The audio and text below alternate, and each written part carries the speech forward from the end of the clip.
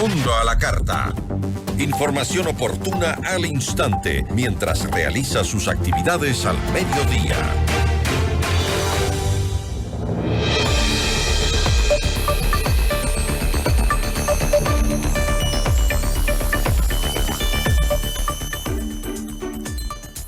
La vicepresidenta de la República, Verónica Abad, presentó una denuncia ante el Tribunal Contencioso Electoral contra Daniel Noboa por violencia de género. Además del presidente, Gabriela Sommerfield, Esteban Torres y Diana Jacome también fueron denunciados por la misma causa. La rivalidad entre el presidente Noboa y la vicepresidenta Verónica Abad puede terminar en una crisis de institucionalidad en el Ejecutivo. La entrevista a la carta, en diálogo directo con los protagonistas de los hechos. Está con nosotros Esteban Ron, abogado constitucionalista. Doctor, ¿cómo está? Muy buenas tardes, gracias por acompañarnos. Si nos ayuda, Esteban, por favor, a abrir su micro porque está apagado. Mil disculpas. Ahí Muy buenas está. tardes, Gisela, honrado con su invitación. Muchísimas gracias. Voy a leer la última información que ha salido al respecto, más bien esta respuesta del presidente de la República hecha a través de su cuenta de X. Él dice, el presidente Daniel Noboa acusó a la vicepresidenta Verónica Abad y a través de una carta el mandatario señaló lo siguiente. La segunda mandataria sería parte de una trama para dejarlo fuera de la contienda electoral en febrero de 2025, eso es lo que ha dicho el presidente. Dentro de las declaraciones, Noboa también enfatizó, si quedaba alguna duda de sus intenciones, al fin se les cayó la máscara. Hemos sido testigos de cómo el viejo Ecuador, ese de los Muentes, los Glass y del reparto de hospitales, no se rinde. Esto es lo último que ha mencionado el presidente respecto a esta denuncia de su vicepresidenta Verónica Abad. Ahora, doctor, la causa de violencia de género se cataloga como muy grave y podría recibir una sanción de 2 a 4 años en la suspensión de sus derechos políticos, destitución y una multa. Legalmente, doctor, ¿podría existir causales para la destitución del presidente Daniel Noboa? Bueno, hay que analizar el tema de la violencia política de género desde al menos dos circunstancias. En primer lugar, la calidad, en este caso, de sujeto activo, es decir, quien recibe los actos de violencia por parte de la vicepresidenta Verónica Abad.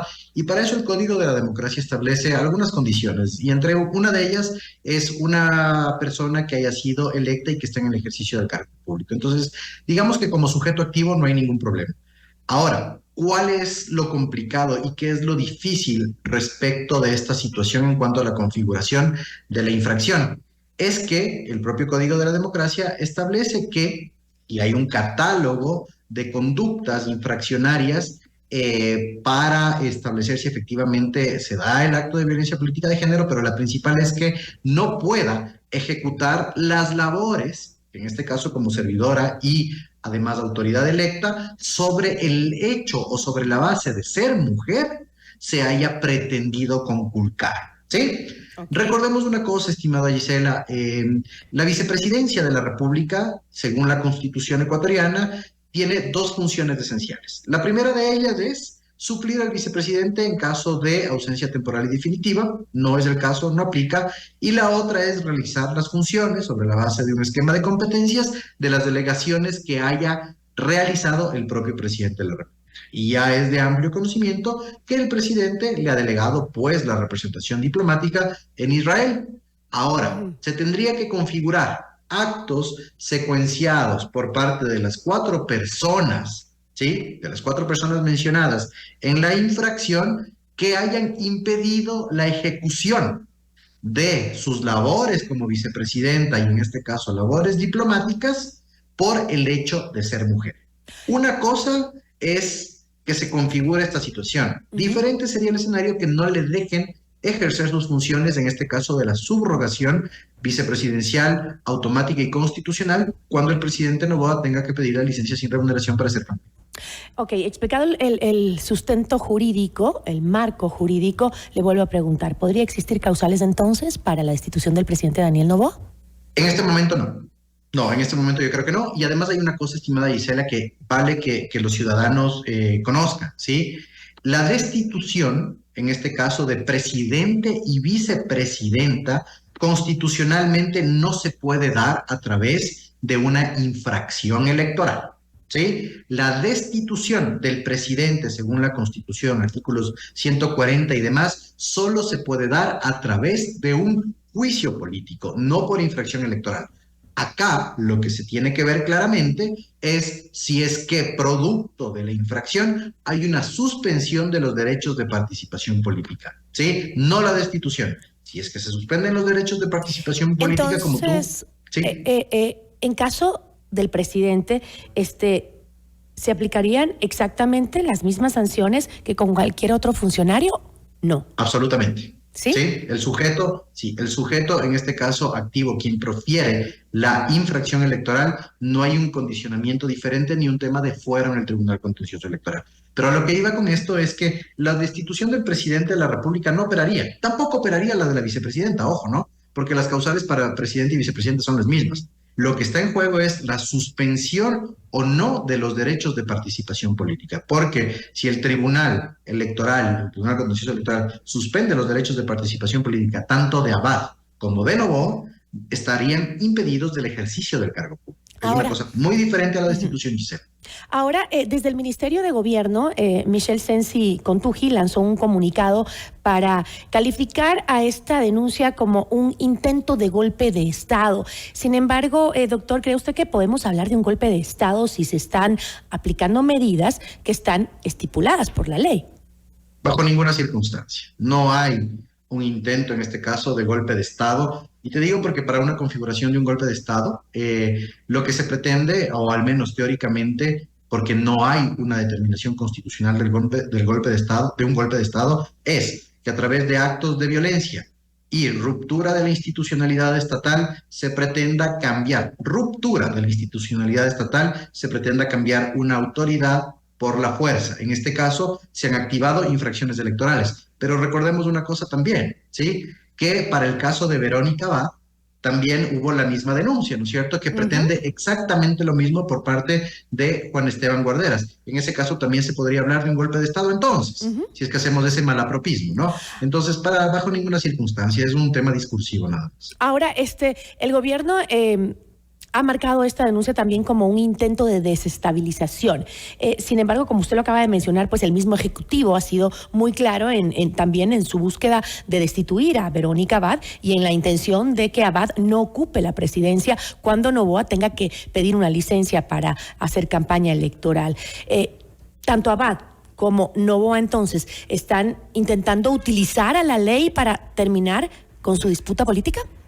Justamente, y te digo que, Gisela, no es un tema de disputa política, es un tema de disputa personal que ha irrumpido en la política y que peor aún que eso es que se han utilizado las instituciones constitucionales para solventar una disputa de carácter personal entre Noboa y Abad. Obviamente los dos actores tampoco colaboran, ¿no? Tampoco hay una colaboración discursiva por parte de Verónica Abad, tampoco hay una colaboración discursiva por parte del viceministro de Gobierno, y en general la discusión y el problema acá es que no hay problema jurídico, es un problema personal que tiene tintes políticas y que se está utilizando la institucionalidad estatal para solventar.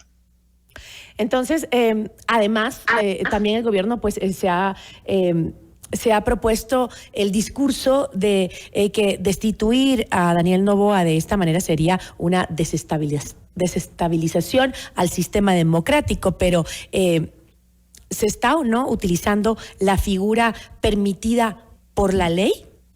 Claro, las infracciones electorales están ahí, han existido ahí desde la promulgación del Código de la Democracia en el año 2009. Y obviamente se tipificó las infracciones de violencia política y de género en el año 2020. En ese sentido, la utilización o la malutilización, digámoslo así, de las instituciones político-jurídicas constitucionales y legales para obtener finalidades políticas es lo que está tergiversando y desnaturalizando el sistema eleccionario con graves afectaciones a la democracia. Obviamente, en el entorno de un proceso electoral próximo, inscripción de candidaturas en este momento, alianzas electorales y etcétera, todo el discurso y el entorno lamentablemente está alrededor de no perder credibilidad, aceptación de cara a las elecciones 2025, lo cual distorsiona lo que realmente está pasando. Por ejemplo, atribuir un tema de golpe de Estado a la activación de una infracción electoral que ya fue activada previamente en contra de la propia, en este caso, presunta víctima, Verónica Abad, es estar en el mismo juego, ¿sí? Ese es el problema. ¿Qué es lo que merma esto? Calidad democrática. Y cuando nosotros como electores tenemos esta falta de certeza al momento de saber quiénes van a ser efectivamente los candidatos y si estos pueden o no hacer campaña, la afectación tiene que ver con la legitimidad posterior una vez que se den las elecciones. Sin embargo, Esteban, castigar los actos de violencia política es también parte de un sistema democrático. Siempre. De hecho, el tema de la violencia política y la tipificación de las infracciones electorales por violencia política de género fueron un requerimiento específico de la evolución de los derechos de participación política, ¿sí? Es parte de un sistema que estabiliza el sistema democrático. De hecho, en el Ecuador, Gisela, ya tenemos al menos 3 sentencias fundadoras de línea en el Tribunal Contencioso Electoral sobre violencia política de género cuando se han proferido insultos, inclusive en redes sociales, a determinadas candidatas, ¿no? Recordemos, por ejemplo, el caso de Jessica Jaramillo. Sin embargo, como te digo, lo que se busca dentro del modelo infraccionario ecuatoriano es precautelar que no se den esas inconductas infraccionarias para mantener la estabilidad. Acá se está utilizando el sistema de administración de justicia en materia electoral e infraccionario para obtener resultados políticos. Y doctor, ¿no cree que ahora, después de esta rivalidad política que estamos viendo los ecuatorianos entre el presidente y la vicepresidenta, y también si miramos hacia atrás en nuestra historia política, ¿no es hora de ampliar ese debate sobre la necesidad o no de la figura del vicepresidente de la República?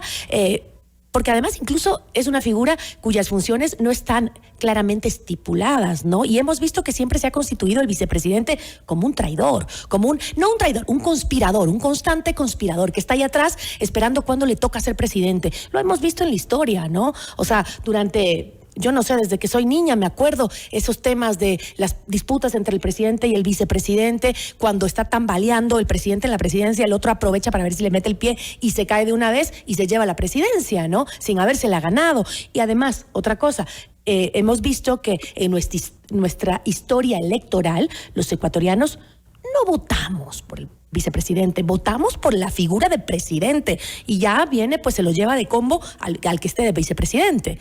Entonces, ¿no sería el momento de hablarlo? Sí. ¿De discutirlo? Gisela, es una distorsión democrática que no solo está en la historia del Ecuador, sino está en la historia del mundo. Recordemos que inclusive, aparte de la bibliografía, hay una filmografía respecto de esto, ¿no? Materia de análisis de ciencia política. Sin embargo, el problema está en la laxitud a través de la cual se eligen los candidatos. ¿Por qué? Porque las organizaciones políticas, a través de los ejercicios de democracia interna, deberían buscar que los candidatos sean personas con disciplina político-partidaria.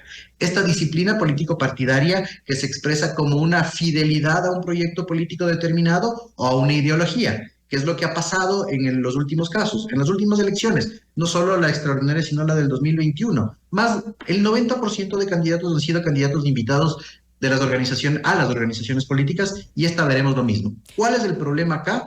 Que no se dio una selección de una candidata, no solo en el caso de Verónica Abad, sino también en otros casos. Y que se sigue dando ahora también, según veo.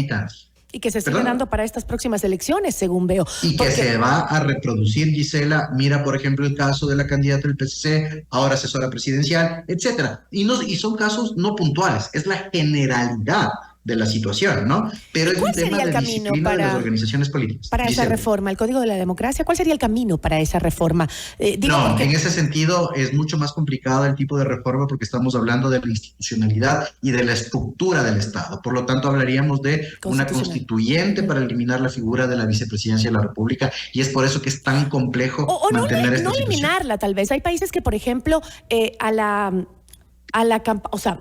quien corre por las elecciones es el presidente. El momento que llega a su cargo lo elige al vicepresidente como otro ministro, ¿no? Como otro ministro. Definitivamente. Más. Eso tiene que ver más que nada en los modelos parlamentarios que utilizamos en la política comparada, ¿no? Que sea la propia organización política la que, una vez electo el presidente, seleccione a alguien de su staff, que dentro del staff ministerial inclusive se seleccione a un vicepresidente con labores específicas y especializadas según las competencias que serán asignadas, que inclusive sea electo por un ejercicio de democracia indirecta a través de los parlamentos. Hay muchísimos mecanismos, Gisela, para realizar esto, pero el Ecuador, en un modelo presidencialista como el que tenemos, lamentablemente está atado a la configuración de un órgano, en este caso vicepresidencia, que busque una suplencia en caso de ausencia. Pero sí deberíamos pensarlo y analizarlo y debatirlo como lo estamos haciendo acá, porque fuera del hecho de si Verónica Abad tiene la razón, si el presidente Daniel Noboa la tiene, fuera de eso, haciéndonos aparte de cuál de ellos está en lo cierto, creo que también debe ser muy difícil estar en el Ejecutivo manejando un país tan convulsionado como el nuestro, teniendo atrás un conspirador que está atrás y atrás y atrás queriendo fastidiarte, porque lo cierto es que la disputa entre Verónica Abad y el presidente Daniel Noboa está desde antes de que se sentara en Carondelet el presidente. Entonces sí debe ser difícil tratar de trabajar cuando tienes un conspirador atrás queriéndote dar la puñalada, ¿no? Entonces, absolutamente de acuerdo. Fuera sí, de quién tiene la razón o no. No, es que es complicada la situación, particularmente en el caso Noboa Abad. Como tú acertadamente señalas, la ruptura de relaciones entre ellos es anterior a la posesión presidencial. Parece que el punto de quiebre es algún momento entre la primera vuelta y la segunda vuelta en el balotaje y demás, pero sabiendo, y ojo con este tema que es muy importante, que el presidente Noboa tenía aspiraciones presidenciales de reelección, tenía que haber solventado esto en un esquema de diálogo, y no me cansaré de decir esto porque la extrapolación de la pelea personal a las instituciones jurídicas y políticas y además a la administración pública está generando una degradación de las mismas y un vaciamiento, ¿sí? Y te digo, mira, en explicación teórica, nosotros utilizamos en la academia un círculo entrópico, ¿sí? Que en este círculo entrópico los problemas que están socialmente aceptados tienen que ir permeando las capas hasta llegar a ser un problema jurídico. Y este caso no es un problema jurídico, Gisela, ni siquiera social, es un problema de selección de candidatos en el ámbito personal que parece que ahora se ha solventado con las nuevas candidaturas con la señora Pinto, pero sin embargo no sabemos los bemoles en la inestabilidad política ecuatoriana que pueda suceder. Ahí viene el tema, disciplina político-partidaria. Justamente en los candidatos que ahora están, o por lo menos los binomios que ya están saliendo a la luz, también uno dice, pero ¿qué hacen estas dos personas juntas? ¿O qué hacen eligiendo este candidato de la nada cuando realmente tiene que ir con tus convicciones, con las convicciones del partido, con la línea política, con la ideología, porque si no, terminamos con los líos como los que hemos visto hasta ahora, ¿no? Porque realmente a Verónica Abad nunca le interesó la línea política, ni la ideología, ni seguir el proyecto que tenía el presidente Daniel Noboa para este país. Lo dijo desde que era candidata, me acuerdo yo.